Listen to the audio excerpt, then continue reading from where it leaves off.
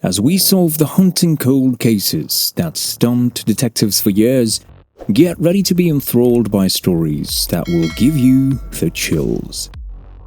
Hello everyone, welcome back to Crime Chronicles, and today we're going to be taking a look at 4 different disturbing cold cases that were ultimately solved. We will of course be going over some pretty messed up material, so viewers' discretion is advised. Without further ado, let's get started. Our first chilling cold case is the murder of Anna Jean Kane. The cold case of Anna Jean Kane's murder goes back over 35 years, making it one of the longest unsolved cases in Pennsylvania. The brutal crime occurred on October 23, 1988, alongside a road in Perry Township.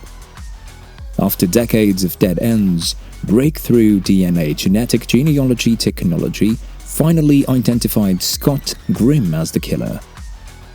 Pennsylvania State Police and Berks County District Attorney John Adams broke the news in August 2022.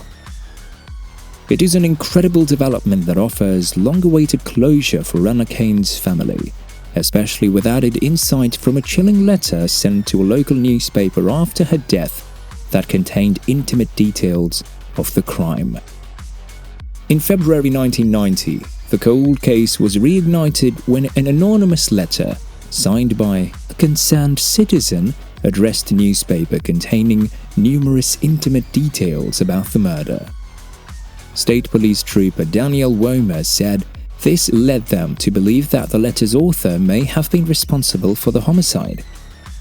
The saliva-sealed envelope from the letter was sent tested positive for DNA matching that on Kane's clothing, indicating Scott Grimm as a possible suspect. Unfortunately, Grimm passed away in 2018 due to natural causes and could not be brought to trial to testify. Our next perplexing case is the murder of Lloyd Bogle and Patricia Kalitsky. A gruesome double homicide opened in 1956 in Great Falls, Montana. As later reported by the Great Falls Tribune, 18-year-old Lloyd Bogle was found shot in the head with his arms tied behind his back with his belt. The following day, his girlfriend, 16-year-old Patricia Kalitsky, was found in another area of town, also killed with a bullet to the head, but with the added horror of a sexual assault. While police determined the murders to be connected, and despite following many leads, the case eventually went cold. That is, until 2019, when Detective Sergeant John Cudner sent DNA swabs from Kalitsky's sexual assault to forensic genealogists at Bogle Technology. Scientists were able to use the unknown DNA to find potential matches in public databases and create a reverse family tree. This method eventually led to a man named Kenneth Gold, who unfortunately passed away in 2007. However, using DNA from Gold's surviving relatives, police could determine with certainty that he was responsible for the double homicide and sexual assault of Lloyd and Kalitsky. To date, this cold case is one of the oldest to be recently solved with DNA evidence. Our third perplexing case is the murder of Brad Bellino. In the spring of 1972, in Boardman, Ohio, there was a 12-year boy named Brad Bellino who went missing and was later found dead in a dumpster. Brad's parents both worked, so he was often left with no one to watch over him while at home. So his parents worked out a deal where Brad often went home with his best friend Don after school and even had dinner with his family. On these particular nights, Don's mom would drive Brad back home once Brad's parents were free. So, back to that Friday afternoon on Easter break. After the boys got bored of running around town, they decided to go back to Don's house, which was located in a more sociable upper-middle-class development. Both Don's parents were busy on that day, so Don's decided to walk back home by himself, and this was the last time Brad was seen alive. When he didn't return on time, his family knew that something terrible had happened. On the following Tuesday morning, Brad's lifeless body was located in a dumpster behind a dairy store that was 2 miles from Don's house. His body was discovered, covered by cardboard and waste, with his shoes sticking up at an angle. His striped pants were undone and pulled down below his hips, and a belt was tightly fastened around his neck.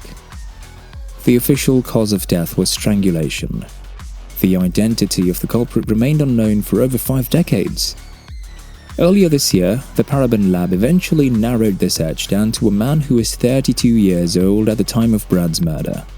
The guy's name was Joseph Norman Hill. Police compared DNA from a relative of Hill's to DNA found on Brad's body and found a 98% match. Worth said a 100% match isn't possible because the sample cannot be compared directly to Hill, who was cremated after he died in 2019. Hill was a truck driver in the Boardman area in 1972 before moving several years later to California for work, according to Boardman police. They found no connections between Hill and the Bellino family. One final disturbing cold case is the murder of Lindy Sue Bichler. On December 5, 1975, 19-year-old Lindy Sue Bichler was stabbed to death in her apartment in Lancaster County, Pennsylvania. Before being stabbed 19 times in her chest, back and neck, she's also been a victim of sexual assault. Defensive wounds showed that the young woman fought desperately for her life before succumbing to her injuries. But who was responsible for ending her young life? At the time, the police interviewed more than 300 people. They spoke to crime experts and even launched a task force, but nothing they did turned up any answers. For nearly 50 years, Bichler's death went unsolved. On July 18, 2022, everything changed. 68-year-old David Vincent Sinopoli was arrested and charged with criminal homicide. Lancaster County District Attorney Heather Adams announced the update, stating, The cold case 1 was the oldest unsolved one in the county, and after all those years, a discarded coffee cup helped lead to the arrest. Genetic genealogist J.J. Moore of Parabon Nanolabs put Sinopoli on the suspect list when DNA evidence from the crime scene had her determine that the killer probably had ancestors that came from the small Italian town of Gasparina. Investigators then trailed Sinopoli for months. When they spotted him discarding a coffee cup at Philadelphia International Airport, they scooped it up for testing. They compared his DNA to the evidence found inside Bichler's underwear and found it to be a match. Sinopoli had no other known connection to Bichler besides the fact that they both lived in the same 4-unit building at the time of her murder.